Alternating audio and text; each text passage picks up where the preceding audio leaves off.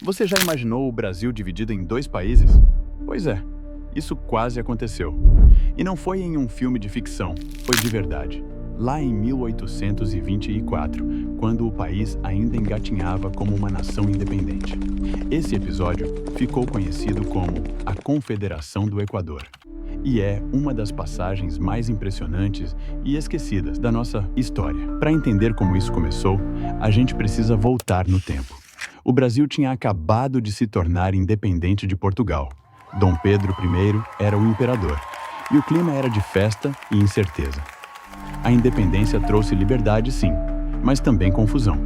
O país ainda não sabia ao certo o que era ser uma nação. Enquanto o Rio de Janeiro concentrava o poder, o Nordeste, especialmente Pernambuco, se sentia abandonado.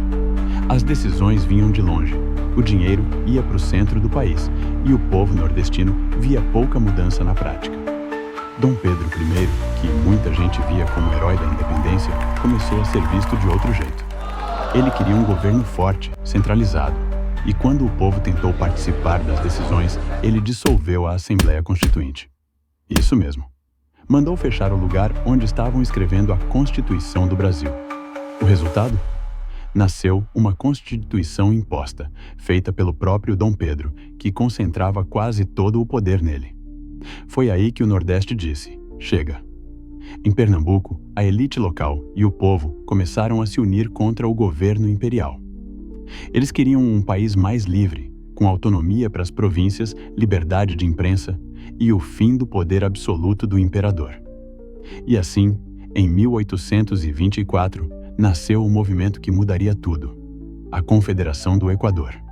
O nome pode parecer estranho, mas a ideia era clara: criar uma confederação, ou seja, um grupo de províncias independentes que se estenderia até o Equador, pegando o norte e o nordeste do Brasil.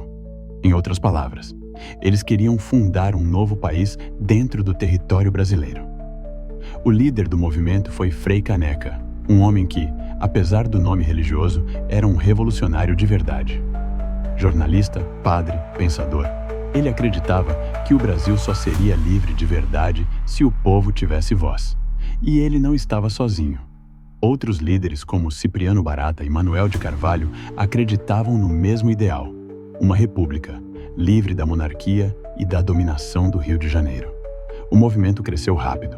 Em pouco tempo, Pernambuco, Ceará, Rio Grande do Norte e Paraíba começaram a apoiar a causa.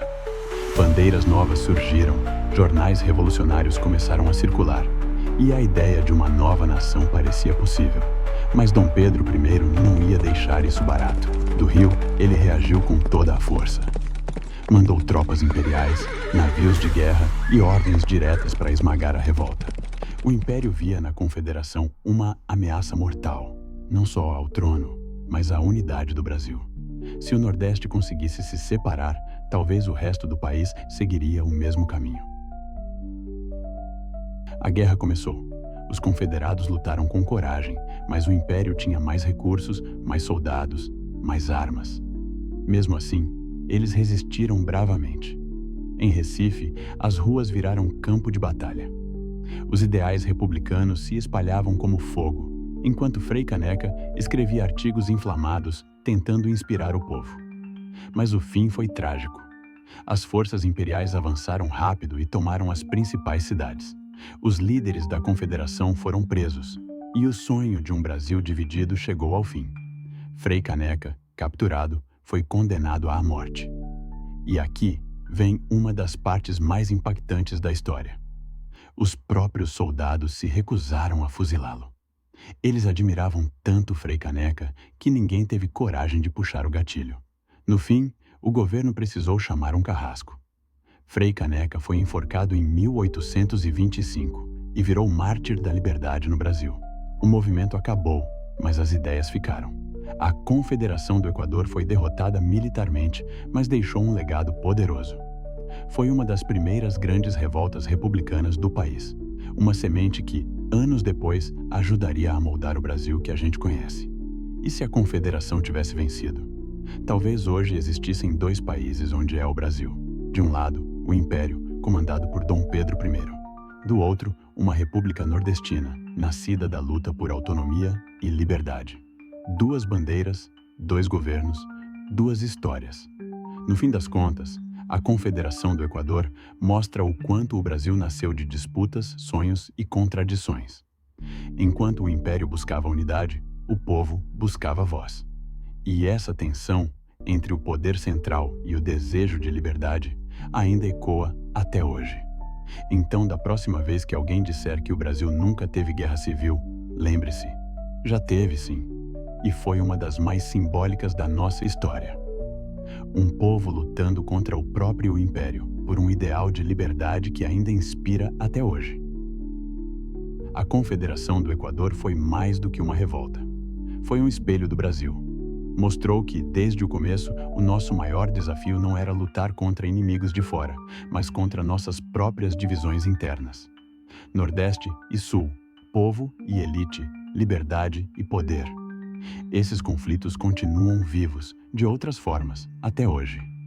Cada vez que uma região se sente esquecida, cada vez que o povo se levanta pedindo mais voz, o espírito da Confederação desperta de novo. Frei Caneca acreditava que a liberdade não é um presente, é uma conquista. E essa ideia atravessou os séculos. Ela reapareceu na Revolução Praieira, nas lutas abolicionistas, na proclamação da República e até nas manifestações do século XXI. O Brasil que temos hoje é herdeiro direto dessa história. De um lado, o desejo de unidade, do outro, o grito por autonomia.